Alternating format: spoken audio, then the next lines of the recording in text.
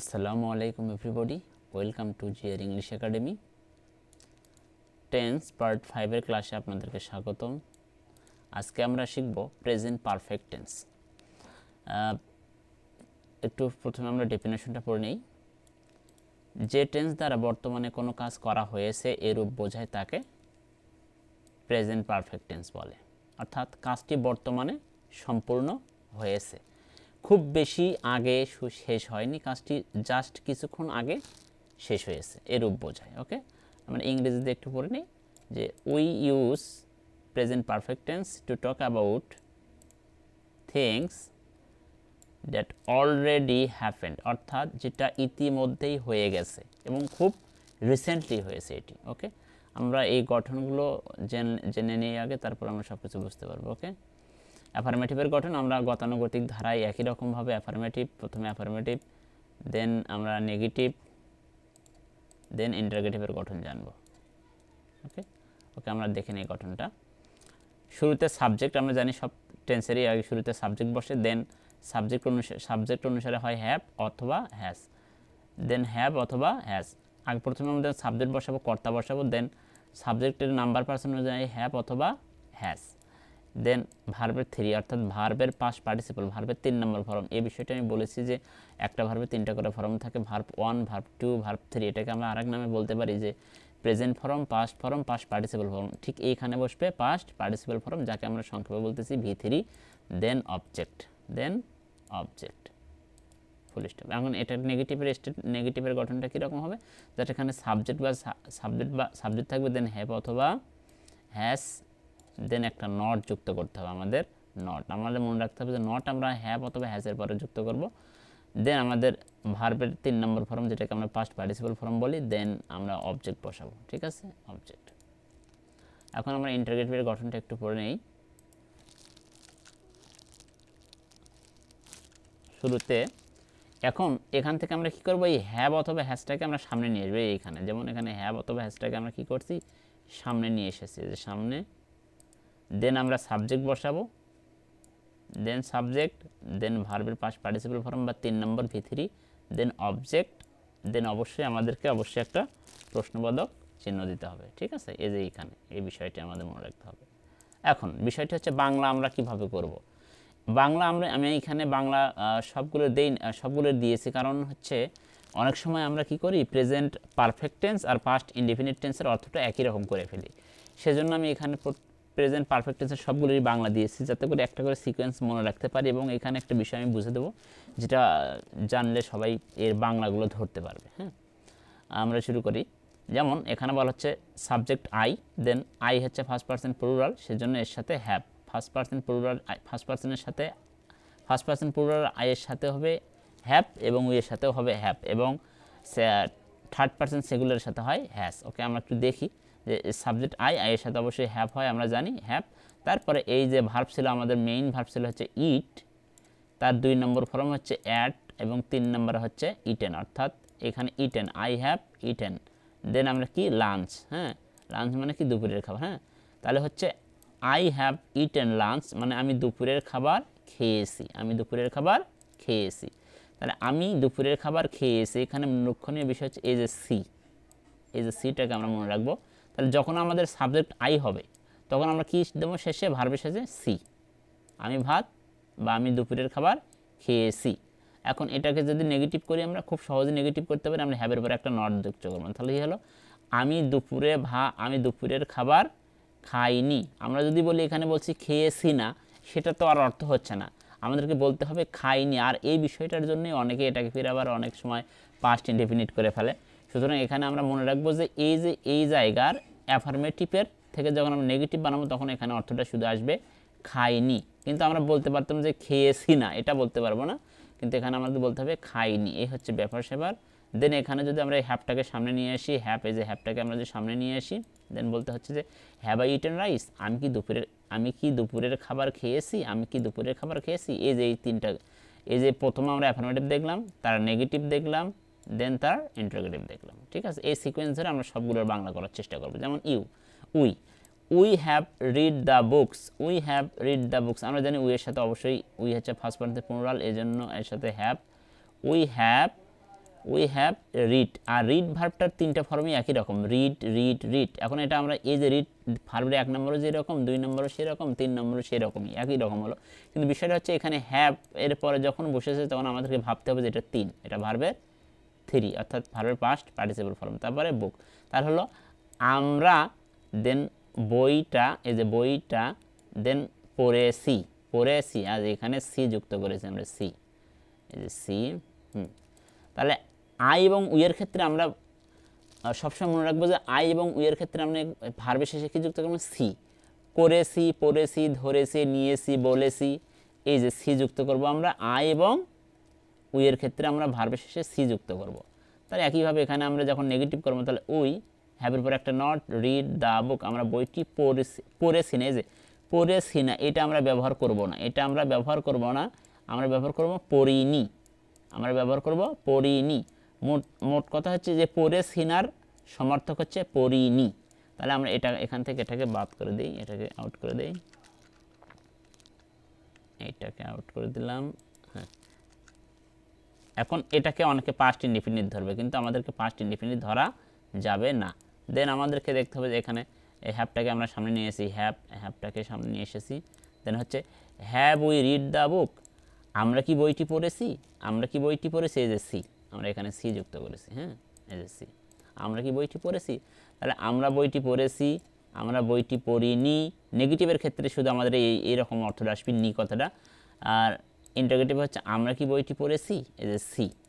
এখন আই এবং ইউয়ের ক্ষেত্রে সি, কিন্তু ইউয়ের ক্ষেত্রে কি হচ্ছে দেখি, ইউয়ের সাথে আমাদের হ্যাভ হয়, ইউ সেকেন্ড পার্সনের সাথে আমাদের হ্যাভ হয়, ইউ হ্যাভ ইটেন ডিনার, তুমি রাতের খাবার খেয়েছো। এই যখনই আমাদের এখানে সাবজেক্ট ইউ আসতেছে, ইউ যখনই আসতেছে তখন এইখানে ভার্বের শেষে আসছে সো আসতেছে, সো, খেয়েছো, মানে তুমি রাতের খাবার খেয়েছো। ইউয়ের ক্ষেত্রে আমাদের সো আনতে হবে, খেয়েছো।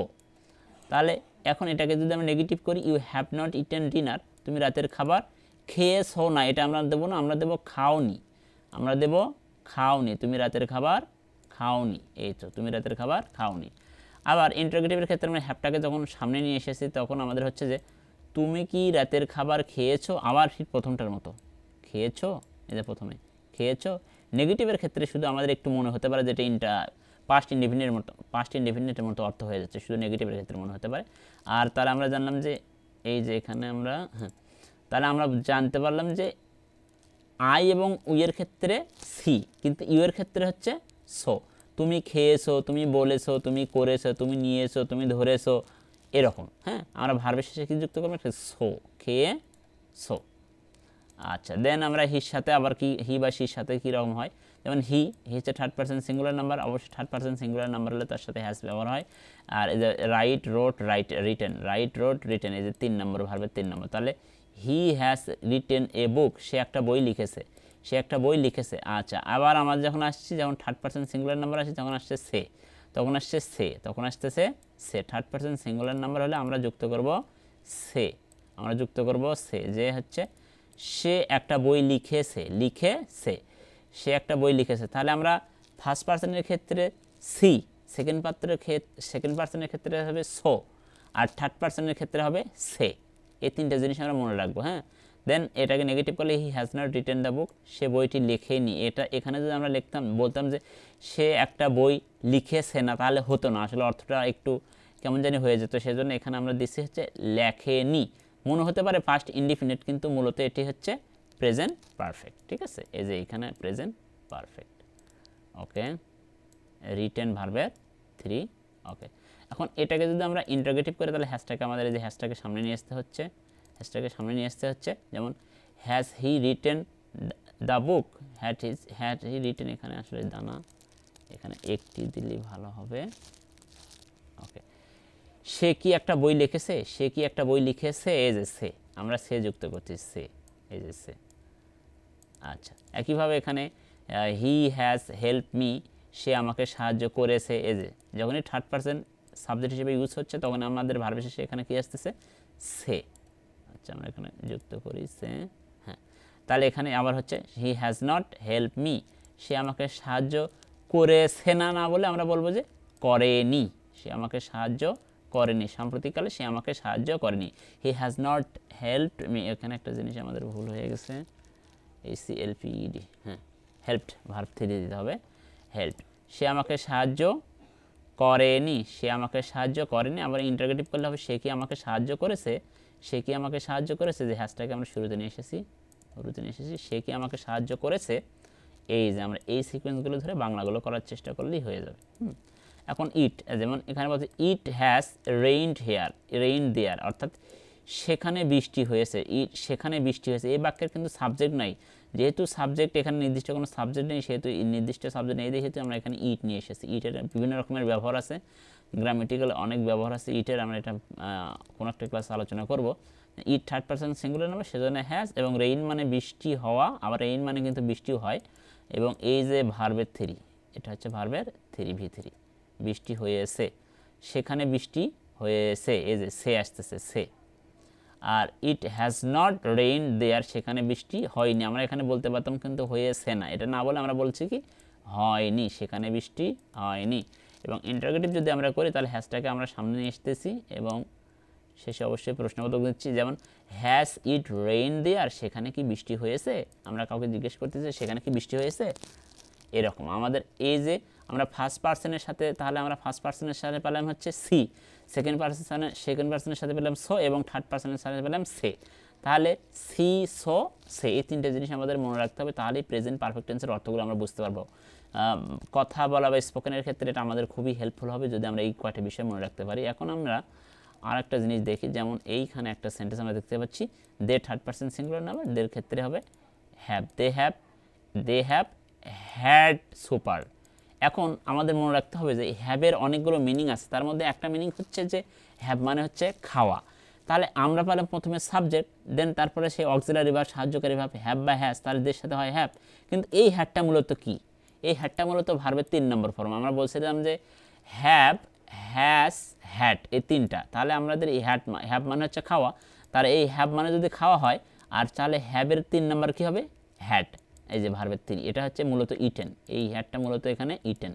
ঠিক আছে, এই বিষয়টা হচ্ছে কি অনেকে এই সেন্টেন্সগুলোর অর্থ বোঝে না, সেজন্য আমি দিয়েছি যে they have had supper, supper মানে কিন্তু ডিনারের একটা সমার্থক শব্দ, তারা রাতের খাবার খেয়েছে। যে থার্ড পার্সন আসলে আমাদের তখন সে, তখন আমাদের সে, দে হ্যাভ হ্যাড সুপার, তারা রাতের খাবার খেয়েছে।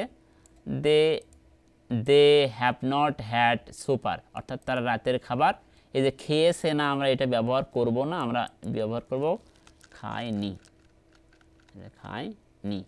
আর ইন্টারোগেটিভের ক্ষেত্রে আমরা কি করতেছি, এই যে এখানে এটা কিন্তু ভার্ব 3 হ্যাড, আর এখানে হ্যাভ দে হ্যাড সুপার, তারা কি রাতের খাবার খেয়েছে, তারা কি রাতের খাবার খেয়েছে, এভাবে করে আমরা অর্থগুলো করার চেষ্টা করব। একইভাবে আমরা সবগুলো প্রোনাউন দিয়ে দেখলাম, একটু নাউন দিয়ে দেখি। এবারে Monira has said it, say said, said as a ভার্বের 3 V3। আচ্ছা, এখন মনিরা যেহেতু থার্ড পার্সন সিঙ্গুলার নাম্বার, সেজন্য হ্যাজ, দেন অবজেক্ট হচ্ছে ইট, অর্থাৎ মনিরা এটা বলেছে, মনিরা এটা বলেছে, এই যে সে, এই যে ছয় কাটছে, থার্ড পার্সন আসলে আমাদের সে। দেন এটাকে যদি আমরা নেগেটিভ করি, মনিরা হ্যাজ নট সেইড ইট, মনিরা এটা বলেছে না, না বলে আমরা কি বলবো, মনিরা এটা বলেনি, বা বলেনি, যদি একই বিষয় বলেনি। ওকে, এখন ইন্টারোগেটিভ করতে হলে আমাদের হ্যাজ মনিরা সেইড ইট, মনিরা কি এটা বলেছে, যে হ্যাজটাকে আমরা সামনে নিয়ে এসেছি, হ্যাঁ এই যে সামনে। ওকে, তাহলে এভাবে করে আমরা অর্থ করার চেষ্টা করবো। একইভাবে আমরা এখানে যে প্রথমে একটা টেস্ট দেওয়া আছে যে complete the sentences with the correct form of the verb in the brackets, use present perfect tense, তাহলে আমরা জানি দা বয় সাবজেক্ট, এখানে আমাদের অবশ্যই একটা হ্যাভ অথবা হ্যাজ, যেহেতু third person singular number has. Then আমাদের ওখানে যে টক ভার্ব আছে, TALKED, টকড, এই যে টকটার পর আমরা ব্র্যাকেটগুলো এখান থেকে যদি রিমুভ করে দিই, তাহলে হচ্ছে যে the boy has talk to his mother, ছেলেটি তার মায়ের সাথে কথা বলেছে। আমি বলেছিলাম থার্ড পার্সন যখন সাবজেক্ট হবে তখন আমাদের ভার্বের শেষে আমাদের সে যুক্ত করতে হবে, তাহলে ছেলেটি টু হিজ মাদার, তার মায়ের সাথে, টু মানে এখানে সাথে, টকের পর টু বসে appropriate preposition, to his mother মানে তার মায়ের সাথে, হ্যাজ টকড কথা বলেছে, সে যুক্ত করেছে আমরা, তাহলে ছেলেটি তার মায়ের সাথে কথা বলেছে। ওকে, দেন আমরা দেখতে পাচ্ছি দা গার্ল, অর্থাৎ মেয়েটি, এখানে একটা ড্যাশ এবং এই ব্র্যাকেটের মধ্যে আছে হেল্প। তা আমরা জানি সাবজেক্ট যদি থার্ড পার্সন সিঙ্গুলার নাম্বার হয় তারা হ্যাভ বা অথবা হ্যাসের মধ্যে আমাদের ইউজ করতে হবে হ্যাজ, দেন আমাদের হেল্প ইউজ করতে হবে এইসি এলপি, মূলত ছিল এটাতে আমরা জানি তো ভার্ব 3 দিতে হবে, তাহলে হেল্প এ পর্যন্ত। দেন আমরা যদি এখান থেকে একটু ডটগুলো রিমুভ করে দেই, এই যে আমার হয়ে গেল। দ্য গার্ল, মেয়েটি, হ্যাজ হেল্পড, সাহায্য করেছে, হার মাদার, তার মাকে, মেয়েটি তার মাকে সাহায্য করেছে। এই যে সুন্দরভাবে আমাদের একটা ট্রান্সলেশন হয়ে গেল। তারপরে দের সাথে আমরা জানি অবশ্যই কি হয়, হ্যাভ, দের সাথে হ্যাভ। আর ইট অ্যাট ইটেন, এখানে আমরা কি করতাম, ইটেন দিতে হবে, ভার্ব 3 দিতে হবে, eat ate eaten, E A T E N, eaten. Okay, they have eaten breakfast, তারা রাতের খাবার খেয়েছে। এখন এই জায়গাতে ইটেনের জায়গা কিন্তু আমরা হ্যাডও ইউজ করতে পারি, হ্যাড, এটাকে আমরা হ্যাডও ইউজ করতে পারি। অর্থাৎ তারা, আগে আমরা তারার মিনিং, সাবজেক্টের মিনিং ধরবো তারা, তারপরে ব্রেকফাস্ট মানে রাতের খাবার, হ্যাভ ইটেন মানে খেয়েছে, তারা রাতের খাবার খেয়েছে, সে যুক্ত করেছি আমরা। হ্যাঁ, এটা আমরা একটু মনে রাখবো। ওকে, দেন তারপরে উইয়ের সাথে আমরা, উই হচ্ছে ফার্স্ট পারসন, উইয়ের সাথে অবশ্যই হ্যাভ হবে।